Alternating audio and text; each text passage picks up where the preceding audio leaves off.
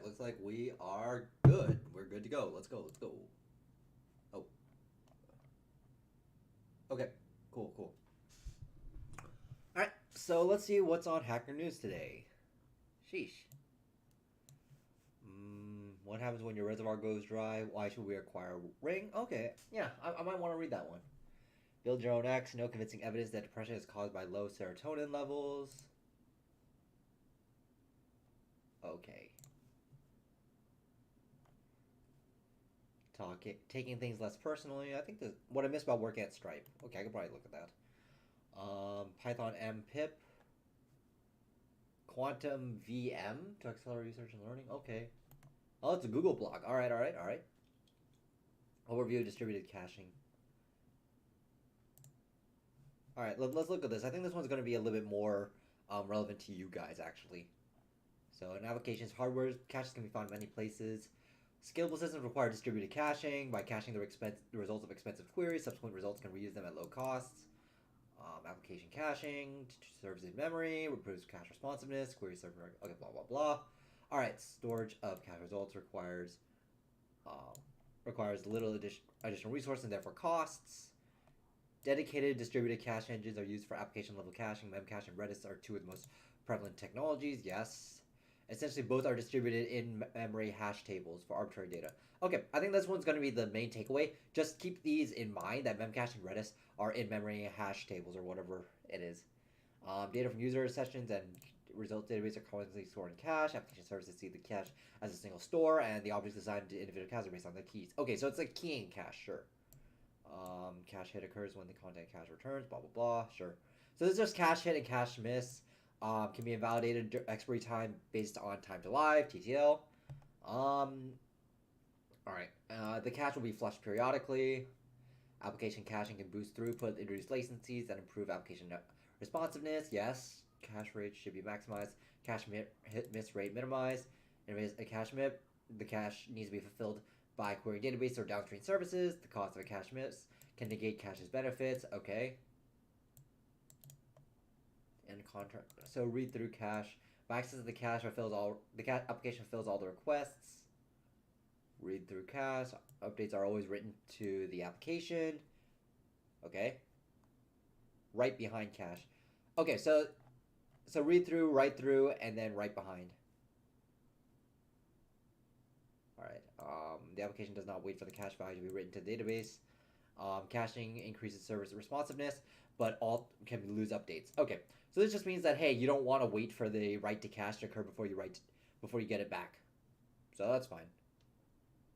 Read through, write strategies can cache technology augmented with an application specific handler to perform database reads and writes. Web caching, cache control. Okay, expiry and time last modified. Okay, these are just your cookies and headers. E-tag, HTTP directive. Okay, honestly, there's not really much that you need to be learned. I think the only thing that I remember that I forgot was this right behind versus right through caching. But this is pretty useful. I think especially if you're just getting into system design. Why should we acquire a ring? What I miss about working at Stripe.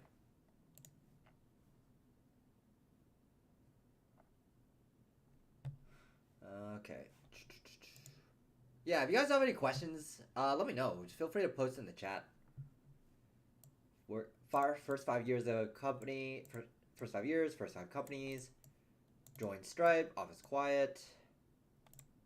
Convoluted math groups, payments or flows. Write everything down and share it in a Google group.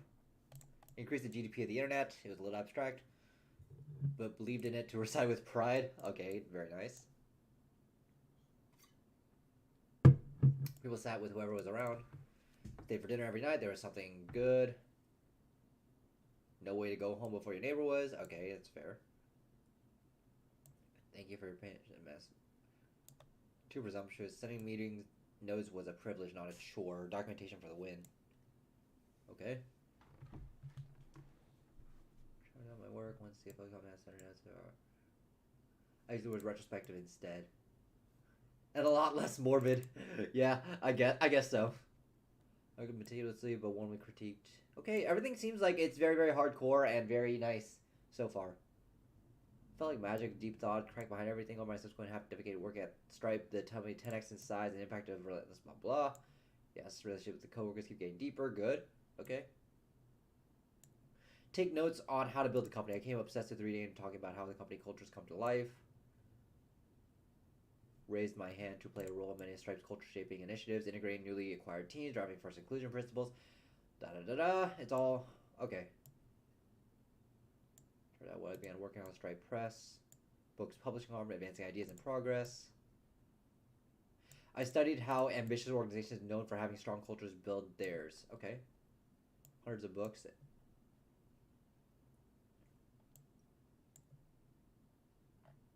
Okay, so it's just some culture building. There's no way around it. The culture is demanding. Okay, sure.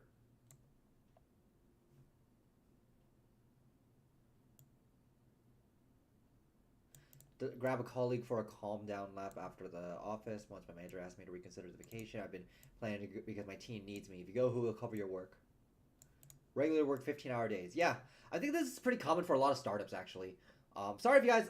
Oh, wait, I just realized that my camera's kind of blocking some of the text. But yeah, like, if you have ever read the book, Androids by Chet Haas, I really recommend it. But he's basically describing the exact same thing, where if you have a startup environment, you basically have to work like 15-hour days, like 7 days a week. And then the people who get off the ground realize, shit, I can never do this again. You know, it's like burnout. I can never do it again. You know what I mean? And so this is kind of like, it's kind of like what he's talking about here.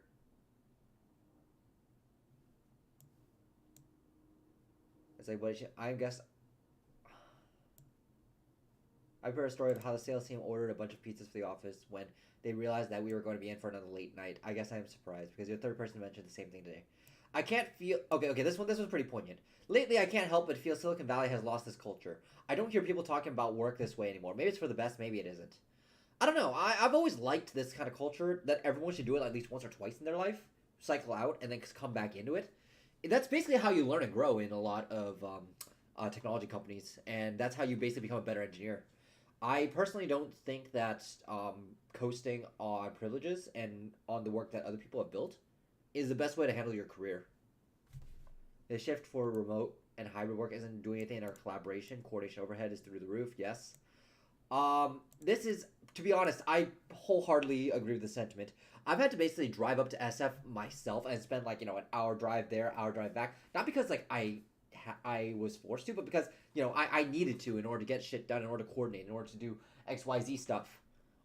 And like it's gotten to a point where I'm like seriously considering like living in like SF for a prolonged period of time. It's like the work itself very obviously lends itself to having to go up to SF.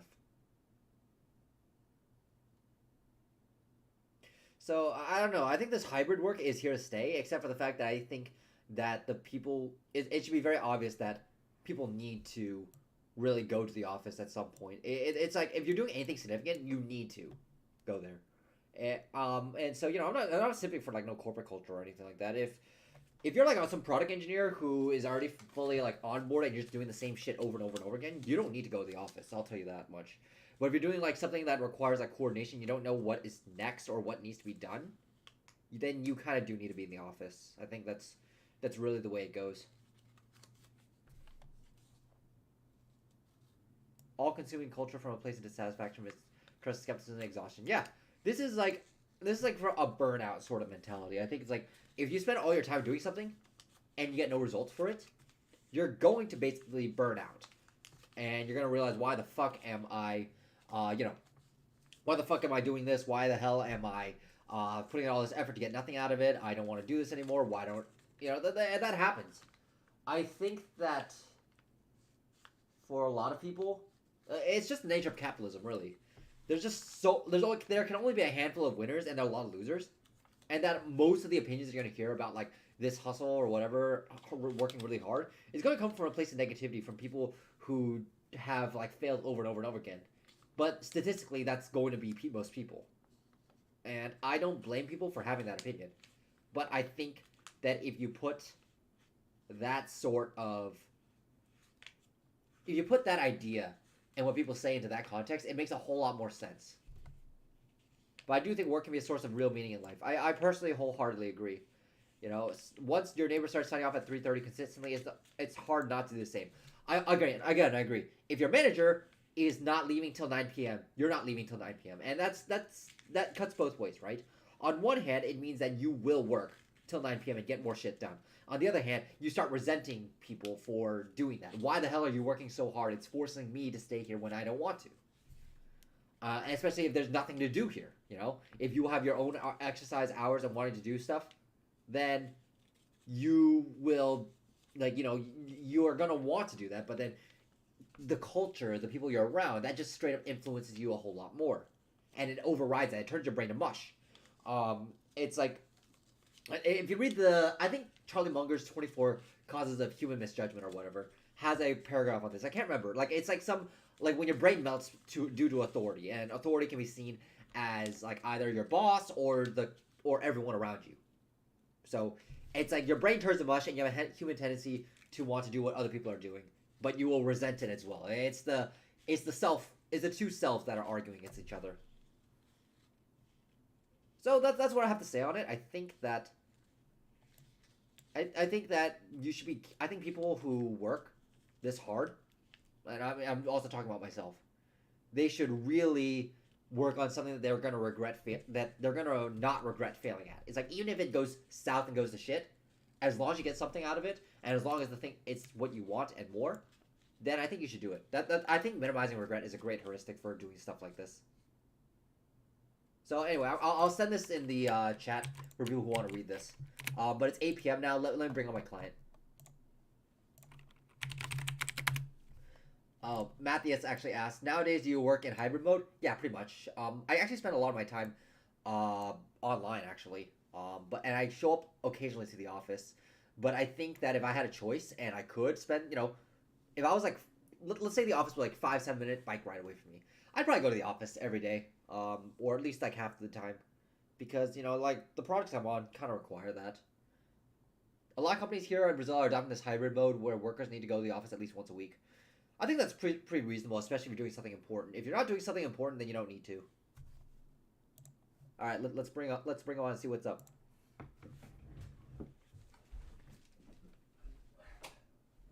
Hello? Hello. Hey, what up? What's up? How is your practice going? It is going okay, decent. I realized I'm a bit noob in some areas. Still need to watch more of my replay videos and dive deeper into why I'm struggling. So far, I feel I'm talking a lot less in some of my questions. I only say what's actually like. Essentially what happens is I figure out everything in my head, and then I just spew out the outcome, like the solution I came up with. I don't know if I should probably describe how I got there too. But so I'm still working on some problems, and new ones are sprouting up because I'm trying to solve the old ones, sort of thing. Okay. First things, few things. Yeah, struggling is gonna be there. What the red flag was doing things in your head and then spewing out the solution. Oh no, like by doing things in my head, I mean I'm writing everything out, like on the board, like on the IDE sort of thing, and then I just say, okay, now that I have this is essentially like the summary of what I've done so far, essentially. Okay. All right, that's fine. But I want you to really, how do I describe this? Nail down your step-by-step approach. That's gonna be more important than doing things in your head. In fact, I would rather you not do things in your head. Yeah. What we want to do is tighten up your thinking. I think you're trying to take the path of least resistance, which is like not talking. That's the wrong thing to do. What you want to do is be efficient with your words. Every idea you put forward goes to a step, then the next step, then the next step. In fact, a great way to test this is, do you know where, like, what the most important thing is and what your objective, what is your mission? You know, what, like soldier, what is your immediate mission right now? And if you can consistently do that at any point, if I would like stop the interview and ask you, where are you heading with this? You could easily tell me. That's the trick, is that when you look at your own replay, if I stop the interview, could I easily tell where this guy's heading? So let's do this as a first. If I pause the interview, could I know what this guy is doing and where he is heading? And then that should also be the same as what you're thinking as well during that moment. Does that make sense? So yeah, so essentially, what I'm thinking and what my goal is should be in sync. Yeah, like, or at least should serve it. You know, like for instance, if I have an idea of like what the solution should be, then I should at least be. The interviewer should understand. Hey, yeah, this guy has an idea and he's testing it, right? And so in your head, you should already know that's the objective. And then what you're writing on the board might be like some test cases or some examples to bulletproof it. And then within that, there's also like a sub objective, right? So is that I'm going to need to cover X number of these 10 cases in order to prove that my idea works. And so that's basically what's going to happen. So then let me do example number 2, which will cover like the a tree example where we have 2 children, you know, that sort of thing. Yeah. I could keep breaking down the objective into narrower steps if I really needed to, and that's the way you should be thinking. And not only that, you should be able to say, okay, now that I've done this, my next thing is this. My next thing is this. And that is where essentially the mental checklist is from, right? Pretty much, yes. So you don't want to be talking less. You want to be talking more efficiently and more objectively. Okay. Sometimes that will mean talking less, but what I want to avoid is you doing things in your head and then losing the interviewer. Okay. Yeah. Okay. So Alright. yeah, so I'll continue writing it out, just be more efficient with my words. Yes. And Okay. so when doing these problems, have you noticed any changes in whether or not you get the right solution or not, or how is your like overall solve rate gone? Has it changed? So far it's about the same. So I think the questions I'm doing, like, I'm definitely getting the brute force down. Okay. On the solution. It's still a little bit iffy on some of the optimizations. Okay. I found out like 1 or 2 questions I couldn't solve, but I was super close to solving. It's just that I abandoned my super close idea for another solution, and that didn't work. And Okay. then, yeah. What? This is an issue that's coming up again. Why are you abandoning your idea? Let me ask. Let's start nailing that down. Why? Okay, so for one of the questions, I thought I covered all the test cases, and then it turns out I didn't. I didn't know how to go beyond that, so I decided, okay, maybe another type of thinking is needed here to solve the question. Okay, that's confusing, because you basically just said you didn't bulletproof your idea before moving on, but at some point you should have. The naive solution should obviously cover every single possible thing. That's the thing. So I don't understand where this test case comes in. I don't think I bulletproofed my idea enough then. I covered the general cases, but for some of the more obscure cases, I didn't know how to solve them using my idea. Okay, which means that your naive solution wasn't really a naive solution at all. So you didn't even solve the Yeah. problem. Okay, let's try to let me look at that question after. Okay, yeah. And then the second one, what was the other one? The other one was me doing the brute force, but not knowing how to optimize from the brute force solution. And then after I didn't get like the brute force, even the book was like, oh, this is the furthest you can go with this type of solution. You have to go for this type of thinking instead, sort of thing. I'm about to see the questions. I'm gonna open your Yeah. practice diary. Okay. All right, let's see what question you got here. So the question I just described, I got the brute force, but didn't know how to go from there. Which It row is was row 259. Compute the largest rectangle under the skyline. this? Okay, 259. Compute a largest rectangle under the skyline. Is this a leak code problem? Yeah, it's an EPI. Okay. It should be page 200 something. It's right at the end of the greedy section. Okay, let's see. I think I know what this problem is actually. So. Okay, that's All right, good. elements of programming interview.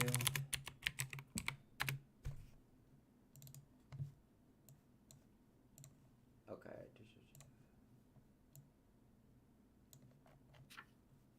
Yeah, I think it's 17.7, basically the last 17.8, basically the last question, and greedy. Okay, got it. Height of adjacent buildings. Each unit has a width and injure height. These buildings are from a skyline. The architect wants to know. Oh, largest histogram problem. Okay, got it. So let's see what your solution is. So let's go ahead and open a new doc. Okay. Okay, so let's see what your brute force for every building I, for every building J, make the rectangle with the smallest height record the largest rectangle. Okay. So let me see. Let me see the problem again. Give me a sec. Okay, so if every building I, for every building I after current J, make a rectangle with the smallest height. Yeah, okay. That's pretty easily understandable. Good job on that, by the way. So you Yeah. got efficient with that. That's very nice. Okay, yeah, you're trying every single possible combination of rectangles. Fine.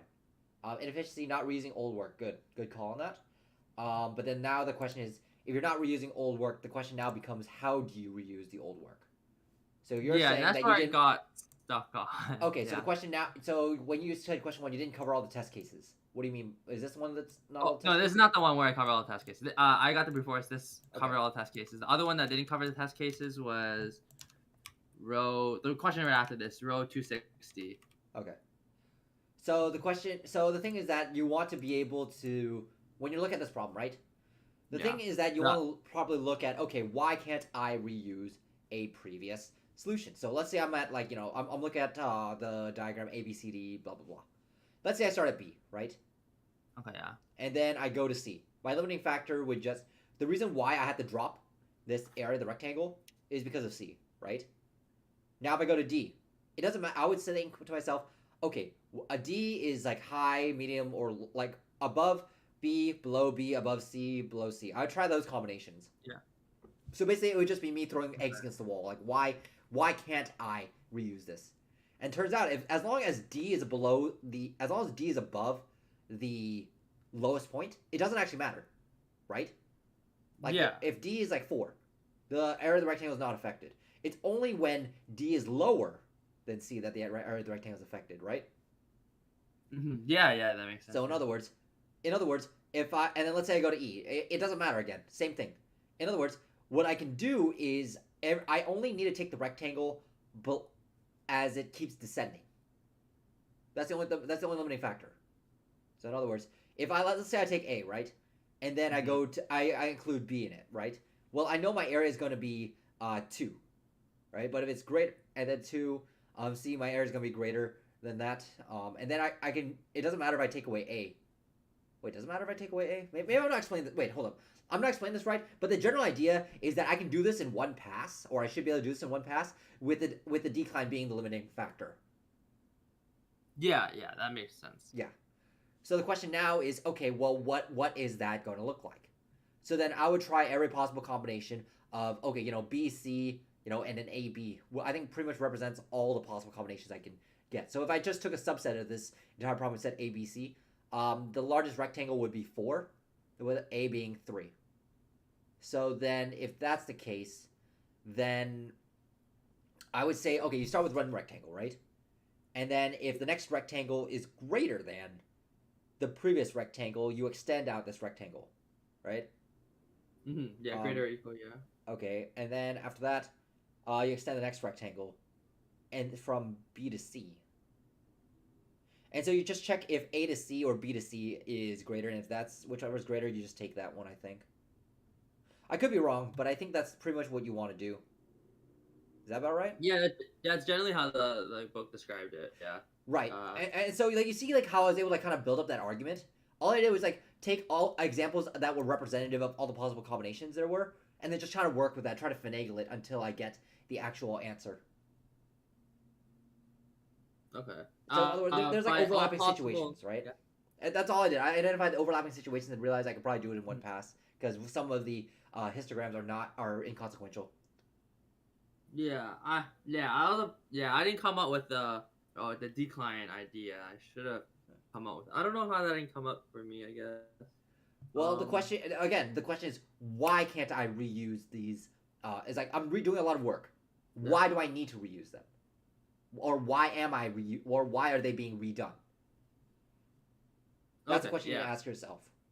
So all I said was, okay, let me try locally, between the different histograms, and I just noticed that hey, the limiting factor is the lowest one we've encountered. Yeah. I think I should have came up with. Well, that should have. I didn't, but yeah. That would see. I can see the connection now because in my code too, I can see that I'm only caring about the minimum height. So then I could have connected that with Right. only the minimum Uh, the decline idea essentially. So I think if I take D and E, I see E is greater, right? I just extend D. I see, and then I see the F, right? And I see it drops. Now I'm going to compare the area from D to E versus area from D to F, and then Yeah. record whichever one's greater, right? And then start from F, and then I see G is low, right? I compare the area under F to the area FG, and then whichever, and then use that, right?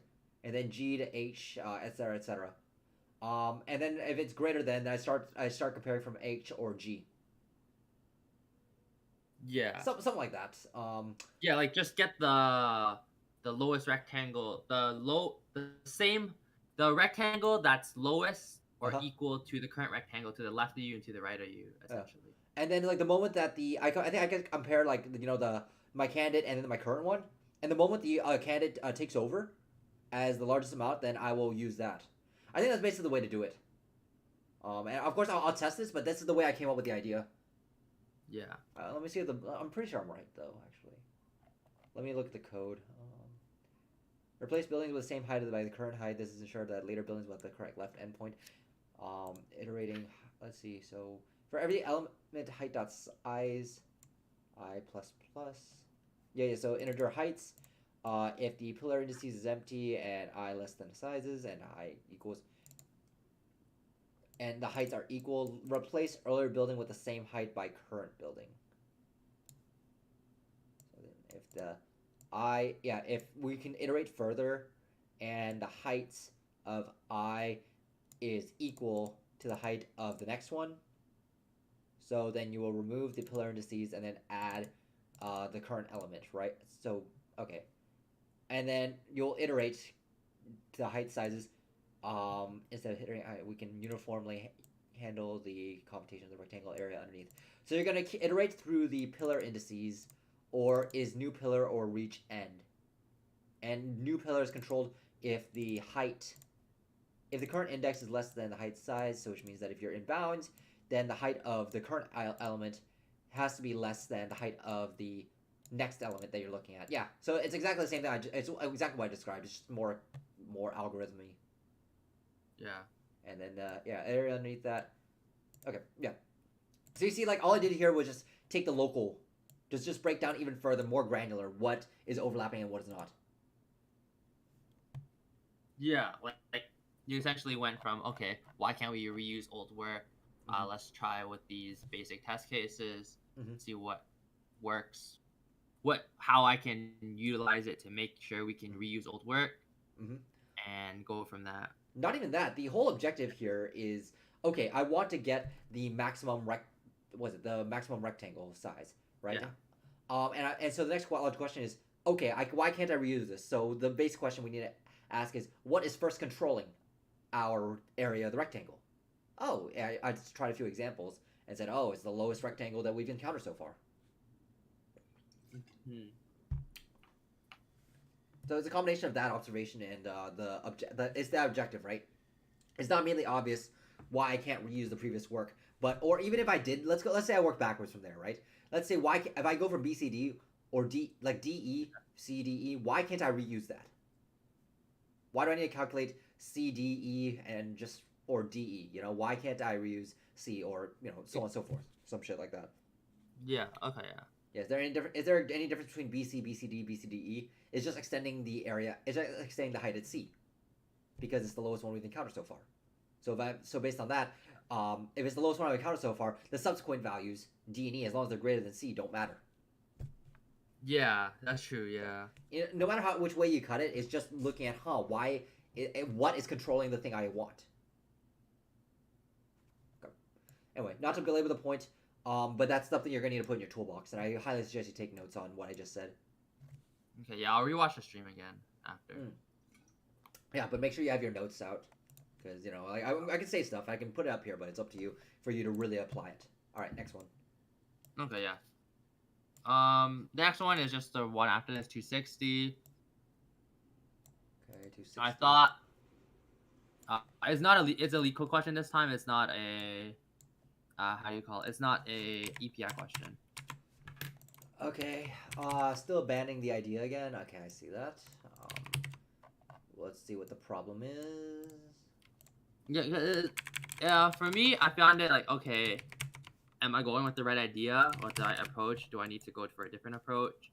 I guess that's because my naive approach isn't too well. Okay. Okay, so you are given a zero-indexed integer array number representing the contents of a pile. Topmost element of a pile. In one move, you can either do two things. If the pile is not empty, remove the topmost element of the pile. If it's not empty, if there is one or more removed elements, add one of them back to the pile. This element becomes a new topmost element. Okay. So you can remove elements or you can add an element back. You're given an integer k, which denotes the total number of moves made. Return the maximum value of the topmost element of the pile possibly after k moves. Okay, fine.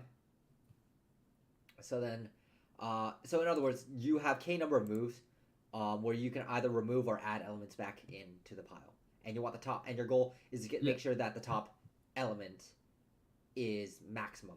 Okay, sounds good. Yeah. And so let's see what you said here for your solution. Couldn't come with solution, came very close, but quickly abandoned close idea. Let's see why. Case one, now you try all possible k moves. Yeah. So you basically just have some random branching factor. Yeah, and then I just devolved it into two cases essentially. Yeah. From trying all k moves. Yeah. So it would be a recursive solution where at each recursion, yeah, you would take one. You would either pop an element off, or put an element back, and you would do and count down k each time you recursed. Yeah. Good. That's the naive solution. Now the question is, what's the inefficiency here? The inefficiency is that do I really need to branch at every move? Because it sort of devolves into two cases in the end. What do you mean two cases? What are the okay? Not two cases. But like a few amount of cases where the major ones are at least is okay. We don't need to use all k moves explicitly because since we can either add on top of the pile or remove on top of the pile, we can just repeat those moves over and over again to get rid of the move count. So all we really need is the k minus 1 element and the k minus 2 elements.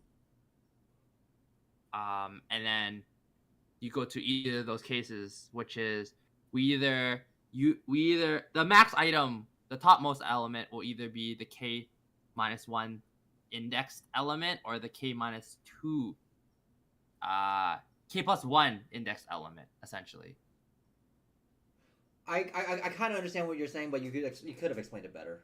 Basically, is that in theory you could just do k minus 1 removals, and then within you'll either know if you've seen the maximum element, or it's in the array. Yeah, okay. Yeah, that's basically what you could have described it as, and I think that's fair. But it sounds like it's like but when I think of that, I think you could be right, but it also sounds extremely simple. Yeah, so that's why I tried testing it out. Yeah, I'm like, is there, because the moment it sounds like that simple, is like, wait, what the fuck? Is there like, because like, is there like memory constraints? Are we allowed to record all of them? Do we need to record all of them? Is there memory constraints? Is there time constraints? And to me, it's not obvious because I would at that point I'd be like, it can't be this simple. There has to be some gotcha, right? And I would double check the parameters of the question. Yeah. But I think you're right. Let me see. Did we miss anything? If the pile is not empty, remove the topmost element of the pile. If there are one more,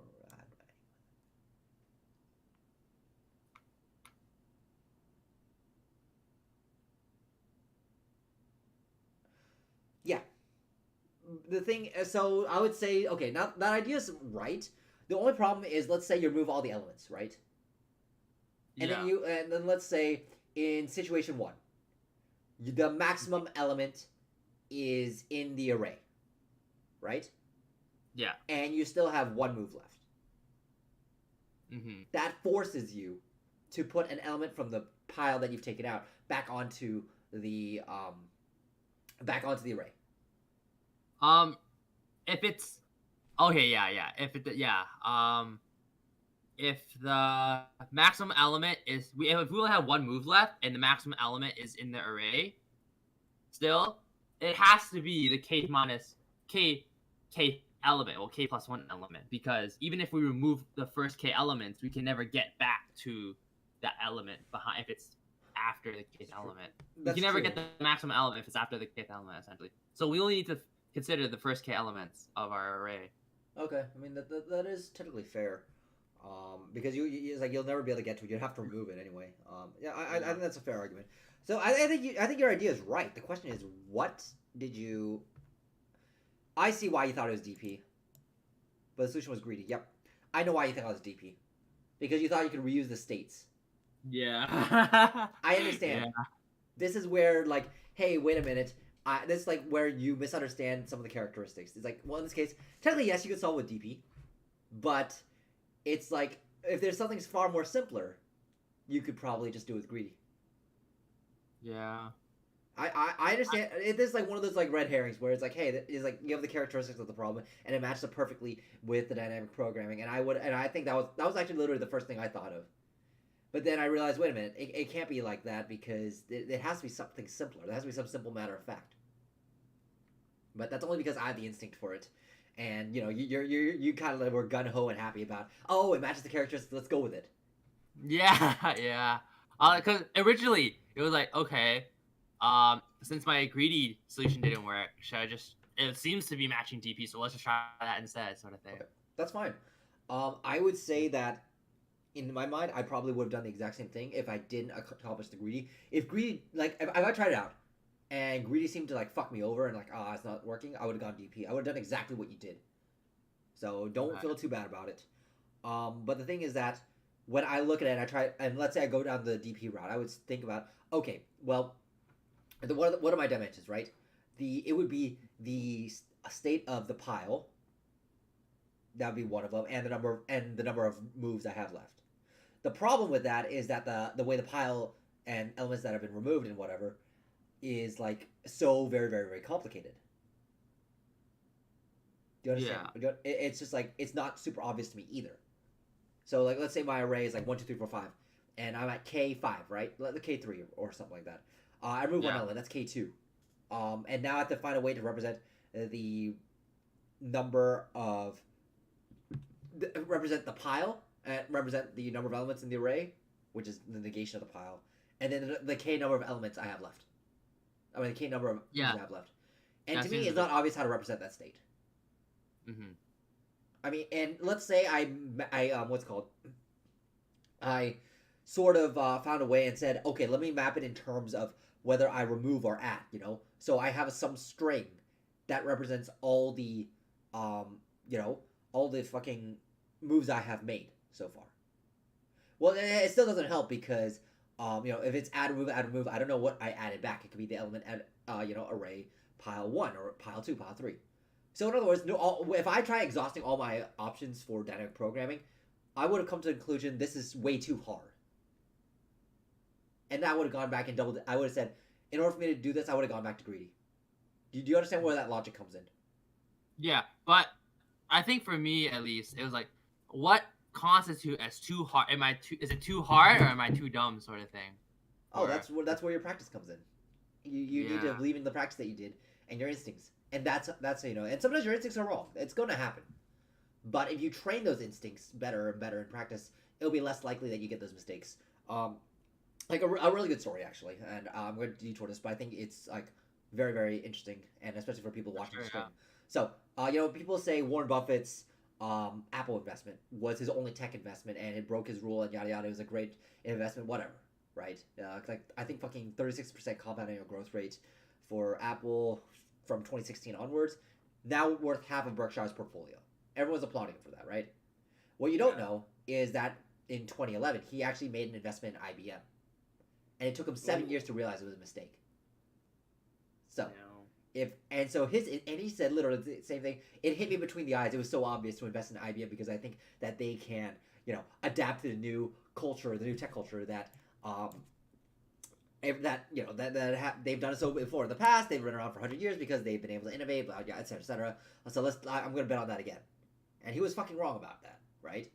So it's like this guy reads fucking every single fucking day, thinks every single fucking day, and he's still gonna mess up from time to time. But he has the gall enough to understand to rely on his instinct and say, hey, because I've done this before, I've seen something similar to this before, I know I'm gonna have a pretty good track record when it comes to this. And I am pretty certain I'm right. I accept that I'm gonna be wrong from time to time, but overall my track record and my hit rate will be okay.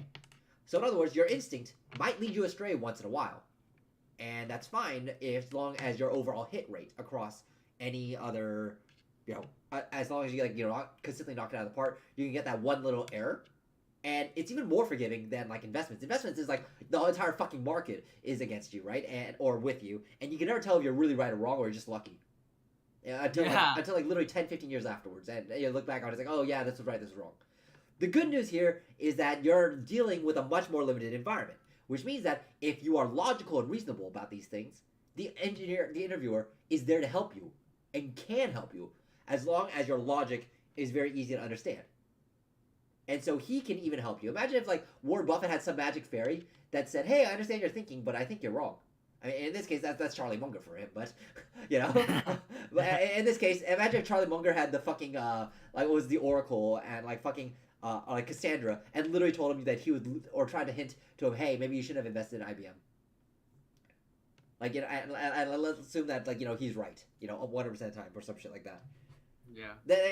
His life would have been so much, Warren Buffett's life is so much easier because of it. And this is the situation you're in. You're in a situation where you literally can, quote unquote, ask for help to avoid these big mistakes and red herrings simply by showing clean thinking. So your thinking was clean and fine. It's just a matter of one, did you express it the right way, and two, can the interviewer follow it? And this is what I mean by being efficient. If you don't piss off the interviewer is going to help you. So this is where being efficient with your words not only cleans up your thinking, but also brings the interviewer in too as well. Yeah, and the interviewer can help me instead of being pissed off at me. Yeah, exactly. Yeah. If you're full of shit and you spend 10 minutes yapping, I don't know whether they ought to fucking take you seriously or not. Yeah. So, as long as do you have did you do the replay and record yourself? For this I have recorded myself, but I haven't replayed it just yet. Okay, give me one or two of them. Okay, one or two replays? Yeah.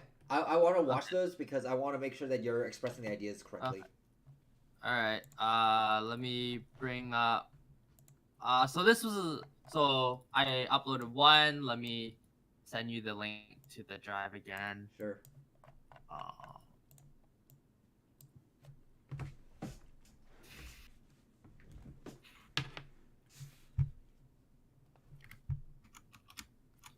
Yeah. It's gonna be the most recent one, which is 2022-07-18. Yeah, so this was a different question.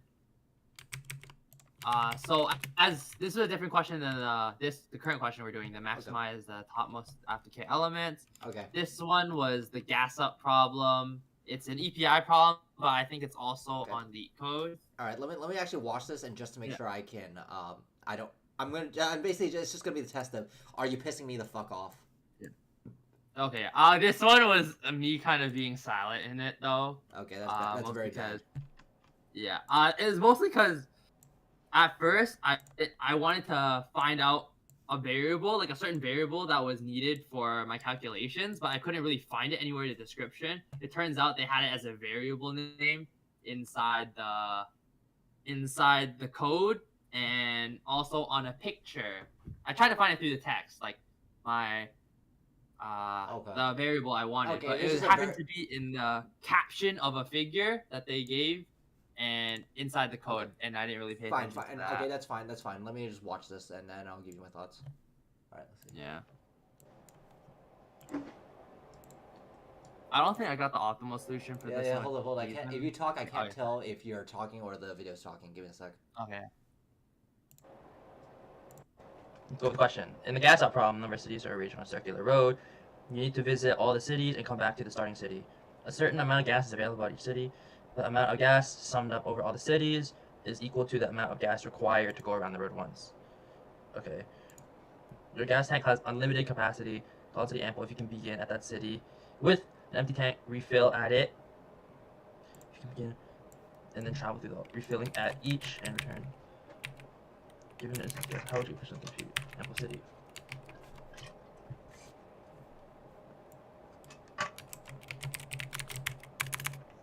Wait, what problem is this? The what's the name of the problem exactly? Refill City or? The gas up problem. Okay, It gas up. should be like greedy also 17.6. I think. The Bed Bath and Beyond problem? No. Oh, fuck. Oh, that's Yeah, the other 17.6. Greedy. one. Got it. Okay, cool. All right, yeah. So you basically just read out the problem. Given how would you efficiently compute an ample city? Okay, cool. Numbers are arranged in a circular road. You need to visit all the cities. Circular city. A certain amount of gas available at each city. The amount of gas summed up over all cities is equal to the amount of gas required to go around the road once. Your gas tank is unlimited, capacity ample. If you can begin at that city with an empty tank, refill it. Okay, so basically, if you start at a certain city, can you go back in a particular loop and get back to that city? Okay, got it. Yeah. That's fine.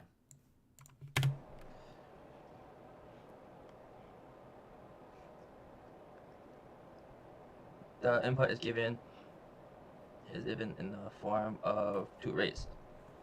Okay.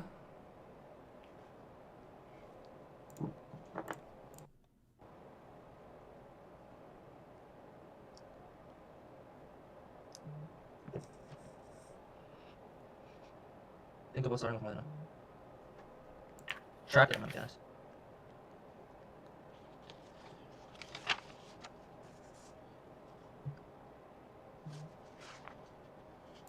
Okay. I mean, it's been a minute. I'm like, what exactly were you thinking during this time after you read the problem and you said? I was essentially trying to find how much does a gallon go for a mile. Like the miles per gallon, essentially. I couldn't find it anywhere. It was in when I your was reading description. the Your book. vehicle gets 20 miles per gallon. It was in the figure, wasn't it? It didn't really say. The length of the circular in road is 3,000 miles, and your vehicle gets 20 miles per gallon. Wait, where'd you read that? It was in figure 17.2, isn't it? The caption? I couldn't find it. Yeah, it's underneath it. There's literally, I mean, I have the Java version, but I imagine your Python version actually has the same thing. Yeah, it has the same thing. Yeah, I didn't read the figure caption enough because I wanted to find it in the description that they gave me rather than the picture, and then that was me spending time trying to find it. Okay. The thing is that you probably should have said that. As like, hey, I can't find it. And then that's when the interviewer would have jumped in and said, oh yeah, it's here, blah blah. Move on, you know. The fact that you stayed silent for that, you know, what's the important thing right now? Trying to understand the problem. What's preventing you from understanding the problem? I don't understand where the Gallon MPG is. You understand where that checklist comes in, right? Yeah. State the objective. Like, what's the objective? What's preventing you from accomplishing it? Or what do you need to do to accomplish it? So in other words, you could have just said that at the beginning. I think I would have understood, and that would have forgiven you the silent minute. But the fact that I had to pause and like, oh. But anyway, that's a small thing. Don't worry too much about it. Okay. Let's see. The fuck? You're not saying the fuck? Like for 3 minutes, you're not saying anything. What the fuck? How much? That was me struggling because for a bit trying to find a solution, and then me was like, do I understand the problem correctly, sort of thing. So it's just me reading the problem again. Okay. And then because originally I thought, do we have to go in a circle? I should have stated this, but originally I thought, do we have to go to a circle? Can't we just go from like A to D to B? Okay, I see what's happening here. You're basically writing the questions in your head, not out loud. It's fine to challenge the question, like, hey, is this really what we need? I think that's perfectly fine. The problem is that I didn't know what the fuck you're thinking. Like, if you watch this replay yourself, like, I watched. You're looking at this. What the fuck is going on? So Yeah, I don't really I don't have a problem with what you just said. The problem I have is like you're not saying it. Gas we consume, essentially, for the traversal from one point to the next. Okay, let me let this ride. So don't get confused. How much gas do we need and how much gas do we consume? Okay, yeah, I hear that now. 5 minutes. How much do we ask that we consume? Yeah.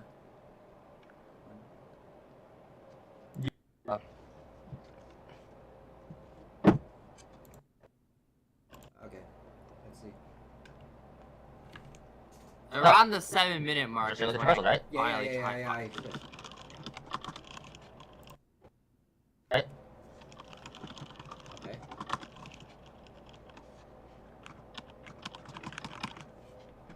Mm-hmm. Oh. A, B, E, E, F, G. And it's also circular, right? So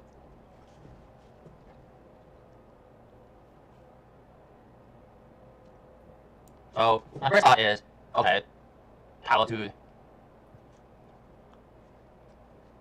make a full circle. And if you can make a full circle, that's good. If not, you cannot. Alright, that makes sense, and we travel to the closest city. Essentially, so. Where's the nearest city at each? Okay. So let's try this. So A. What the fuck? Wait, hold on. Let me share my screen with you so I can show you exactly what I'm seeing. Get out a calculator around here. So.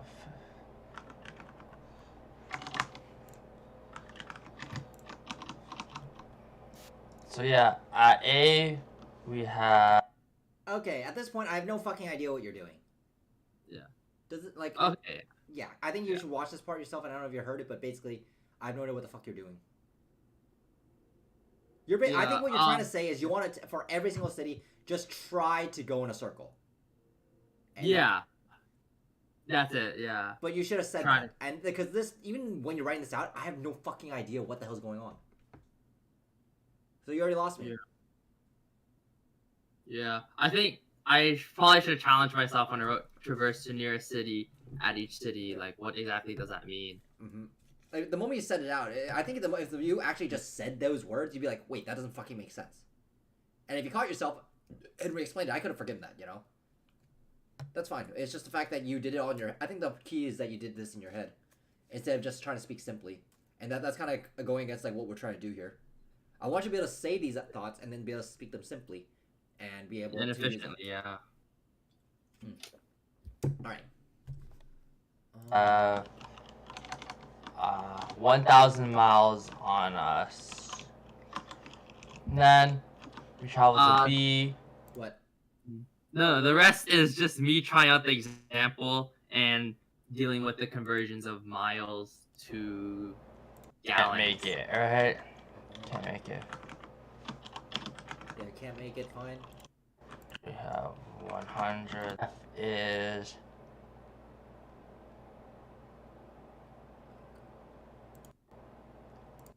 Okay, you tried the There we example. go. Ample. So essentially, alright? All right, so now I see. But so you start talking like 7 minutes. Takes you 7 minutes to try the example, come with a nice solution. I think that's fine. The thing is that it's so those 7 minutes. I think it's so plainly obvious that it works. But I think you're just trying the example just to come up with an algorithm. I have no problem with that. I would recommend you at least say something because again, when I'm looking at it from my perspective, I'm like, obviously this works. The question you just need to declare, hey, yeah, I know this works. Let me just try and make sure I understand the conversions and just try it out just so I get an idea of how I want to structure the code or some shit like that. Declaring your intention before you go for it. I think that's gonna help. Yeah. I need to. Let me write that in my mental checklist. Declare your intention. Yeah. It'll also help you figure out like what's important, and if you declare it, then you can always like look back and replay. Hey, I said this was important. This is not important, or I missed some step before that. Something like that. Okay, so then obviously this works. So my question now is, did you consider if there is a more optimal solution? Yeah. So I tried caching. No. Before you even wrote the code. Yeah. You wrote the Oh code. yeah. I considered it, but I didn't really expand upon it too much until I made sure the brute force was implemented, I guess. That's the trap, right? Because what if there was? you walk through the example. You should have an idea of what the code looks like. You have an idea what the your pseudocode should look like, and et cetera, et cetera. And you know you're getting to n squared. So at that point, your idea should be well formed. The question now becomes: is there something better? You shouldn't write the code unless you're ready. Remember, the moment you write code is the moment you're committing. Yeah. Now, unless the interviewer says, "Hey, yeah, let's get a solution on paper before we do some other fancy shit," that's the interviewer prompting you to do that. Like, in which case, fine, fuck it. He's making you do it. But the thing is that you were in a vacuum before you even write the code, you want to be as efficient with your time, right? So if there's an even more efficient answer, you would want to go for it. You would want to think about it before you even write the code. So, and even the interviewer will say stuff like, "Okay, well, you came with a solution. Can you come with a better solution?" There's no point in writing code for a naive solution if there is obviously a better one. Does that make sense? Yeah, that makes sense. Yeah. And so, yeah, now that you talked it out, the thing is there one? And then you can have that discussion. So, look, you're writing the code at 14 minutes. Okay. Takes you 5 minutes to write that. Okay, fine. A little slow for my taste, but fine. Okay, Yeah, it was me trying to convert gallons to miles for maybe half a minute. I was trying to figure out. That's 30 seconds out of 5 minutes is not going to kill you. The thing is that this should have been bam, bam, bam, boom, but it's slightly slower than I would have liked it to be. Yeah, it's kind of too slow for me too. I should have done this faster. I'm not quite sure why. And then you're running the debugger. Do you have a bug? Yeah, it was just one of the operation errors. It was greater than equal rather than less than equal. And then that was... Right. Okay. Small issue. I should have went back to my design as soon as it. Just throw an example in there. Just make sure you did everything. Remember what I said about okay? Now that you have an idea, you test it. You know the idea works, and obviously it works. Now it's just like catching these careless mistakes by throwing the example that you've done into this. Yeah. That's it, and just writing out the variable. So in other words, I feel like I've mentioned this before, but whatever. We lose stuff along the way. This is not like the worst end in the world because interviewer said, "Hey, you probably have like small bug," and then you probably should have tested for that. But the thing is that you should catch yourself before it ever gets to that. So make sure once you come up with the code, just throw a small example in there just to make sure it's okay. Avoid careless mistakes. So that's gonna be something you're gonna need to do. And then after that, I think you are gonna need to dive into why you took a long time with the code. But it's not like the end of the world. It's just something probably you want to be able to look at. Yeah, I definitely need to increase my speed. And then I see like farthest city. Why farthest city reach? Why are you adding this in here? That was the optimization part. For my idea. Okay, let me see what your debate is for the optimization. Let me ask. Let's see. Let me see what discussion looks like for that.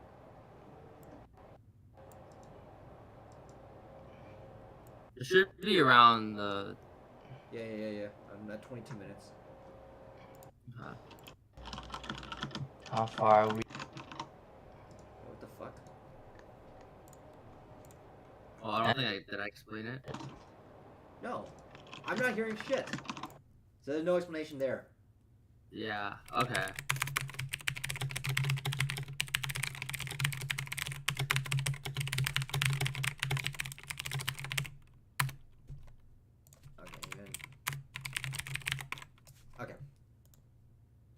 Basically, the whole thing comes down to, yeah, you can solve the problem, but you have, one, you need to test it after, two, at least have the discussion. So, in other words, you just went silent, which is very bad. Don't do that. Okay, yeah. You want to be, it's okay to be silent sometimes, but you want to be more efficient with your words. Like, you could have explained your optimization and shit to me before you went for it. I think that's value adding to the conversation, but the fact you didn't is, you know. Yeah, it wasn't too great. Yeah, not too great. So, I mean, you can solve the problem, and I think that you debugging this random little careless mistake it's not the end of the world, but I would have... It's avoidable. These are unforced errors, essentially. So, that's basically from me. I think you're going to have the same problem with the next one. But yeah, make sure you fix this shit, dude. Yeah. Yeah, hopefully, I'll have it fixed, hopefully, by this Friday session. Okay, and if you can, try to schedule some mock interviews with people. I think I tagged you in the channel with Ty. Just try to practice each other, and then like not only have him look at your mistakes, look at his mistakes too, and see if you recognize them in yourself. Like, Yeah. oh yeah, I made this, or like, oh wait, this doesn't seem right, or something like that. Gotta stop rambling. Yeah. And if you want, like, feel free to record this. Ask him to record the sessions. I'll be happy to review them for the both of you, since y'all are helping each other out. Yeah, for sure. Okay. Yeah, just have him record you, and then you record him. I'll just like get both of you on the Friday stream, and then we can chat about it. Sounds good. Yeah. Okay, but yeah, other than that, that's all I got for you. Remember, just declare your objective and intention.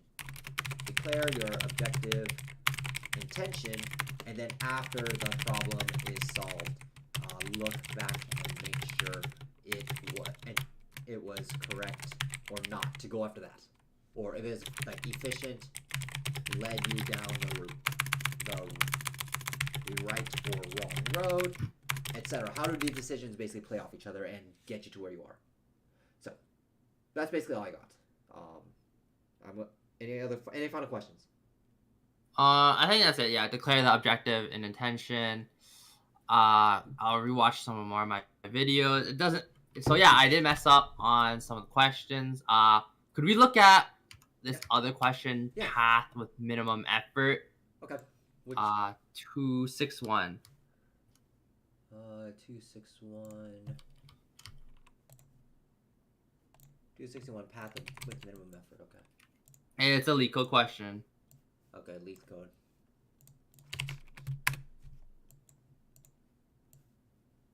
Alright, so let's see here. You're a hiker preparing for an upcoming hike.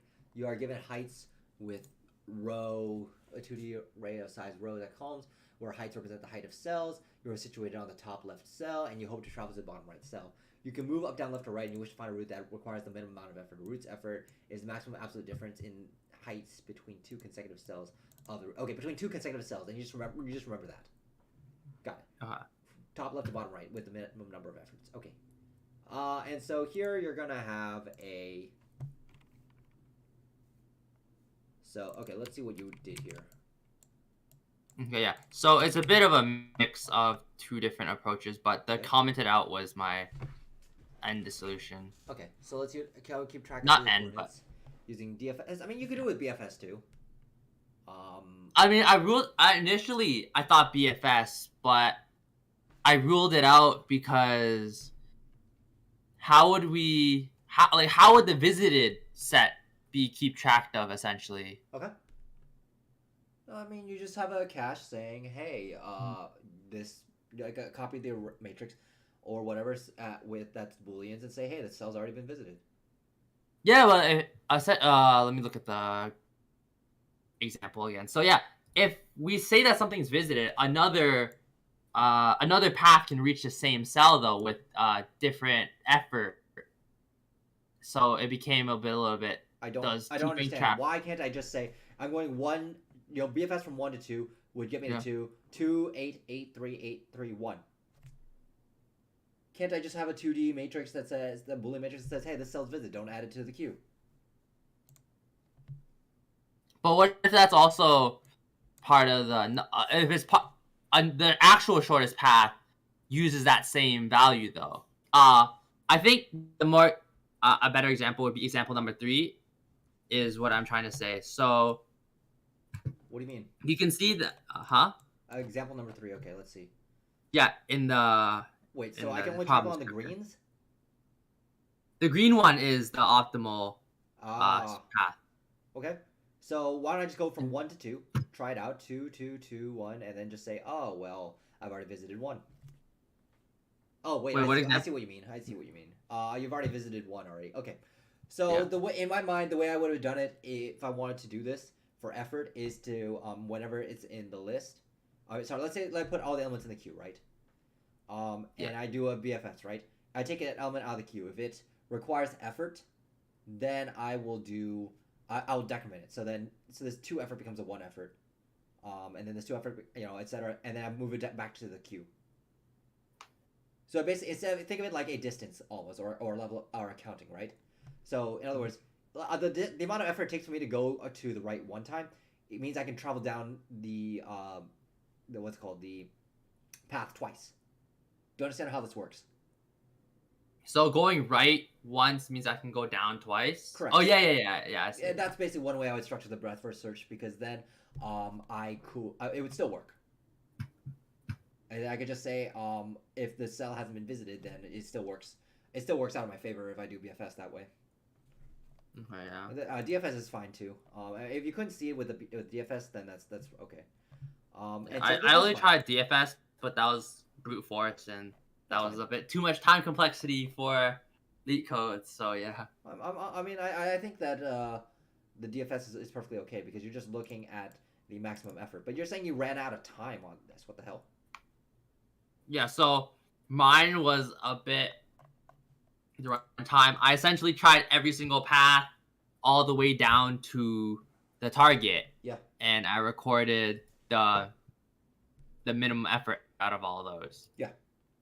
So what I'm gonna say that okay, so DFS is exhaustive for sure, but it is not the most optimal. The question now we ask ourselves is, why is it not the most optimal? Yes, because it wasn't the most optimal because I was exploring many paths which will never lead to the end, but I didn't know how to know if those paths never reach the end or not the best effort to the end until I actually reach there. Right. Okay, that's one way. I think that's probably the best way to think about it. And so the next question is, how do we resolve that? Yeah, that's where that probably be where BFS comes in, actually. And all that means that that you only have to iterate through, check each cell the total number of effort levels time. But let's say for the sake of argument, that's still too slow. So it's like, because I have to keep iterating through this same cells that I've checked before. Each time I'm just decrementing it. So maybe do like some weird combination. I don't know if like some weird combination there of the two is not immediately obvious. So the next thing is like, okay, now that I've exhausted those offers, let me see if I can rethink about this problem in a different way.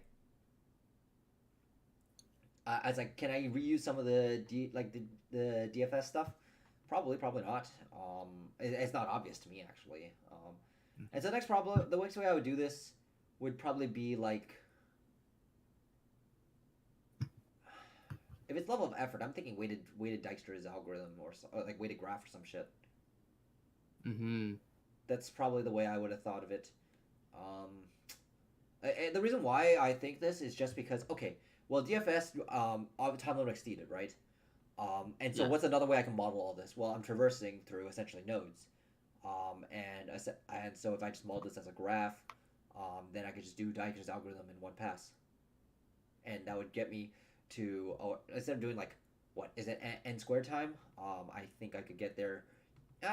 Is Dijkstra's algorithm is still somewhat, no, or Dijkstra's algorithm is order n, because it would get me, no, would it be on the order of n squared or n? Anyway, I think it's still n squared, but a fraction of, because you're still effectively looking at nodes, but you're going to find the shortest one out of all of them. So yeah, because like I said, actually, now that I think of it another way, Dijkstra's algorithm relies on this form of BFS anyway, which is pretty similar to what I just described, actually. Yeah, all roads lead to that. I think Dijkstra is the best idea to come out with here. Right. So, but you see, like how I was just like basically tried beating up I just kept going and going and going. Mm-hmm. Yeah, even my initial BFS idea of like, oh yeah, well if I remove like just decrement weights, that's exactly what Dijkstra is essentially. Yeah. So that's kind of like how I modeled it. And so I guess like if you weren't able to do that, it's really just being able to model the problem in a different way. And this, like, again, I've made these mistakes before. I mean, so I'm kind of familiar with how this works. But if it looks something similar to another thing that you've seen, then you could probably try modeling that way. It's like it's low cost, right? Because you can take a problem that you've seen before and just try to apply it to this one. It's modeling. That comes from your instincts. Okay, yeah. Yeah, and so now you know, if you see something that requires like some kind of weights and paths, you can probably use Dijkstra's. Yeah, weighted path. Like, it seems obvious. Like, oh yeah, weighted path and Dijkstra. I guess I gotta research Dijkstra more, because it seems like a lot of problems are now using Dijkstra's algorithm. Well, I'm gonna say that for now, don't just be familiar with it and know how to implement it if I ask you to. But that's only But I've never actually had a candidate or seen a problem where we've explicitly asked Dijkstra's except at Apple. I think everyone else, especially if you take your Google's interview at face value, it's just about you being more efficient at being able to come up with these things. And Dijkstra is just like one tool in your tool belt. I would say you get more bang for your buck focusing on being efficient with your words and really being more objective with your thinking. Yeah, more. Yeah, okay, yeah. All right. That's it for me. So. Yeah, okay, yeah. Yeah, so yeah, essentially it's just extra. If you see some of the solutions utilize binary search, I don't think if I need to know that for this problem specifically, I guess then. Binary search. How would that be modeled? Yeah. Because like if I start with, I have a choice between going basically left, right, up, down. So it's not really. It can't ever be binary. It can ever be binary. I feel like it can never be binary because you have 4 choices, so it's not binary search. It's like some weird 4 node search. And if I modeled it that way, then I would choose either one node. When I choose the path, that sounds like a greedy algorithm actually, because then I'd be picking the path of least resistance. You know, it's like, let's say this path here was like, there's a 10 here instead of a 1. How can I ever cross 2? Would I backtrack up a 4 area tree? You see how like it kind of seems weird? I mean, maybe it works, but it's not obvious to me. I would never try that.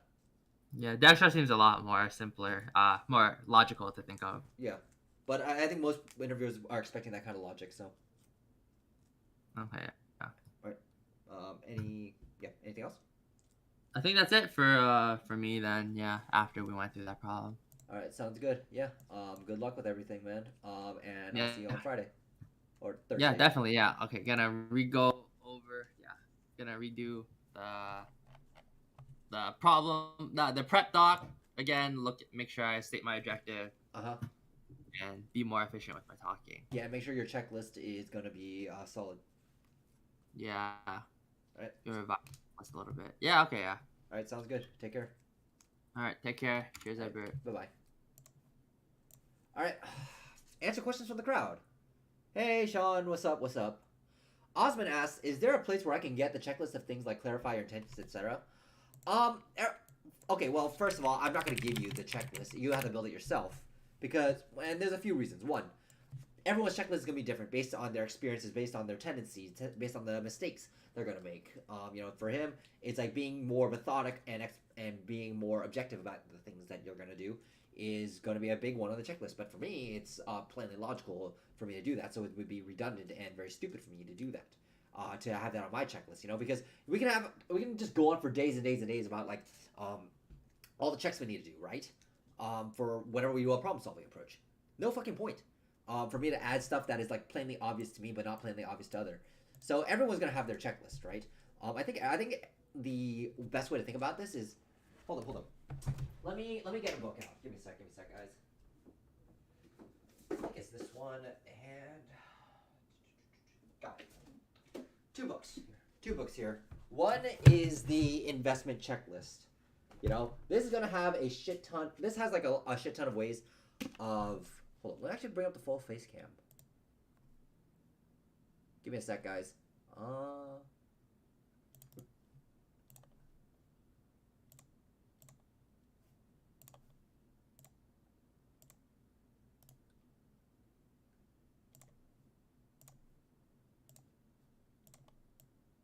Let me expand my face cam. Yeah, there we go. Cool.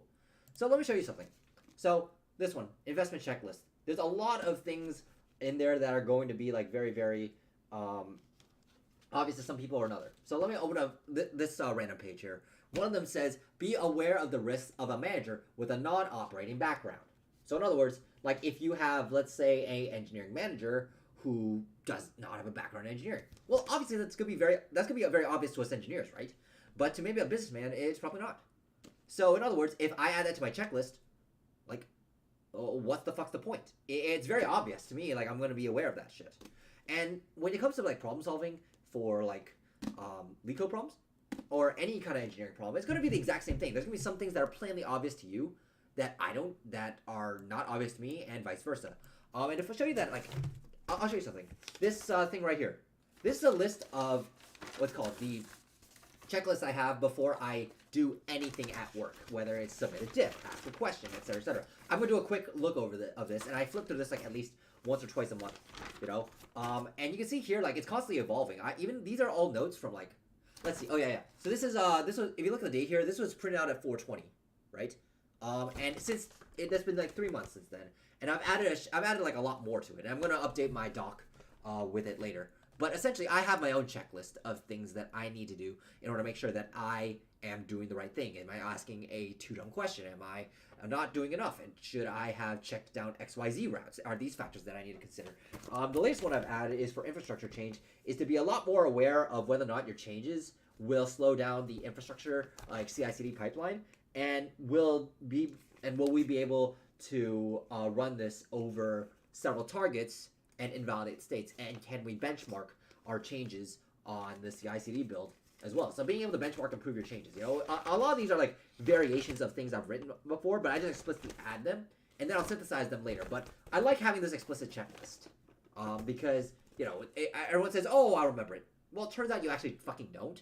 You only memorize heuristics, not exact facts. So my checklist for my work is here. Now, I've posted a like version of it for people in my Discord. So if you want to see what my checklist is today, or at least 3 months ago, feel free to join the Discord. Look for it in resources, and that's the way it works. But I also have one. I had one for LeetCode as well.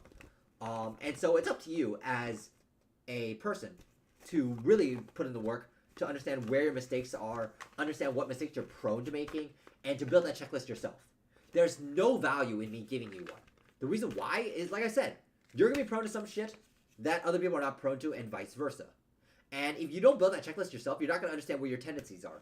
And so because of that, the questions that you're going to ask yourself and what you're going to focus on is going to be completely wrong. And this isn't true just in engineering. This is also true in investing, like the investment checklist I have. Even Guy Spear says the same thing in Education of a Value Investor, or was it Monish Pabrai? So I don't know. The point here is that even these like top tier investors in the investment world, they come up with their own checklists that are different from everyone else's checklist. Of course, they're going to trade ideas between each other, but at the end of the day, it's about understanding yourself, what your mistakes tend to be, and where you are going to, you know, where you're going to fuck up and why. And if you do that, you're going to get a better understanding not just of yourself, but of like, hey, wait a minute, this situation right here, I've seen it before. I know it myself. I know I'm going to have a tendency to go X, Y, Z, and that's burned me in these situations. You're going to have that instinct in the back of your mind, and you're going to stop yourself. And being able to have that out on paper, and it burns it in, like, it just, like, burns it and puts it in front of you, you know? And you're not going to forget it. It's going to be a whole lot better than just, like, having to make the mistake over and over and over again, and then wondering why the hell you're still making the same mistake. If you have that checklist, it's like, oh, yeah, shit, I make this mistake, you know? And then being able to not only just have that checklist, but commit it to memory, or at least some form of instinct. So, in other words, I'm not going to give it to you because I can't, and also I don't want to as well, because I'm not going to let you be a lazy bitch about this. If you're going to need to construct your own checklist, and if you've been following along, like any stream that I've had, I basically say, hey, yeah, make sure that you do X, Y, Z, you know, and that's just some form of a checklist, you know. These are the mistakes that you're making, and these are the mistakes that you tend to make, so be aware of them.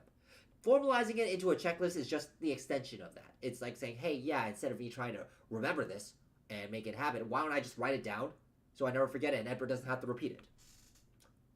I'm going to say, just do the fucking work. Do the fucking work yourself. Come up with your own checklist. Never mind, reminds me of those DP problems, never mind the optimal path could come from any direction. Yeah, being able to, the problem with DP problems is that you need to be able to break down the states. And you saw me earlier in the stream say, oh yeah, with like the add and remove pile, it's not immediately obvious as to how you can add or remove shit and represent that state, you know. And in other words, if you just represent that state as like add and removes, it's not commutative, you know. Remove and add it's not necessarily commutative at all. So you need to be very careful about it. Anyway, that is going to be it for me. Any final questions from the crowd?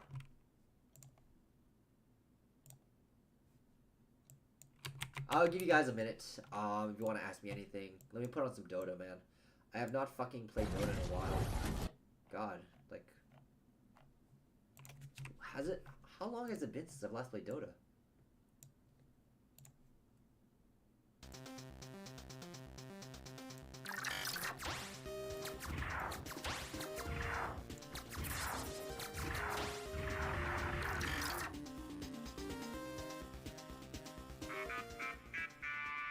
have the glyph. They're so close to being able to pick up that BKB on Faceless Void. They've actually got it, and they're prioritizing Roshan over this tier 2.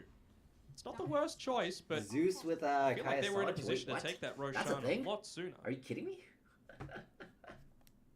Why the hell is this an item Fast on is going Zeus? Are you down. kidding Yeah, me? It's gone too fast for them to be able to Whatever, man. get the tower in contest. So no sorry will come at the cost of their tier 2 tower. Dream ages Alright, I advantage guess now I'll into stop the the Faceless stream Void since there level doesn't seem to be 15 as people- well. And they're gonna smoke. Yeah, I guess I'll stop the stream since no one seems to be asking any more questions. So, yeah, thank you all for joining me. We will have a stream on Friday, and so hopefully he's better, and we'll have like one more coaching session before he goes off to his interview next Friday. Remember, I think it's in 10 days. So let's see if we can make it.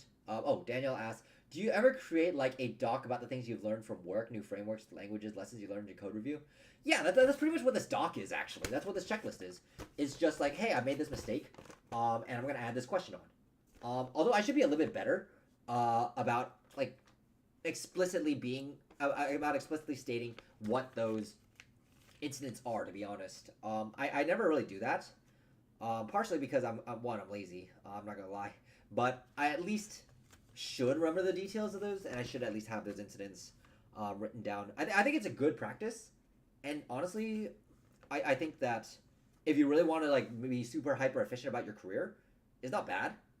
It's just it's a little too much work for me, I think. And I'm not that hyper focused on making sure I resolve every little incident. But if you really want to get promoted, like the absolute like most efficient way possible, I think you bring up a good point that yeah, that's probably the way to do it. I just have my checklist, to be honest. But I think that anyone who is super like focused on getting promoted should do that. I try to make it almost like a journal, but I never look back at it. Yeah, that's what I mean. It's like, it's too much work. You never really look back on it. So in other words, just being able to have a checklist of the questions and have it in front of you. That's it. It should be something that's very easy to weave into your workflow. Oh, before I do this, let me look at the sheet. Oh, before this, it's like only like maybe like 5 questions each item anyway. So I recommend that you guys do that. And it's super helpful. So that's it for me. Yeah, it takes a lot of time, but it's cumulative, right? The knowledge is cumulative. It's like, it pays off in dividends. Because once you make that mistake, you never make it again.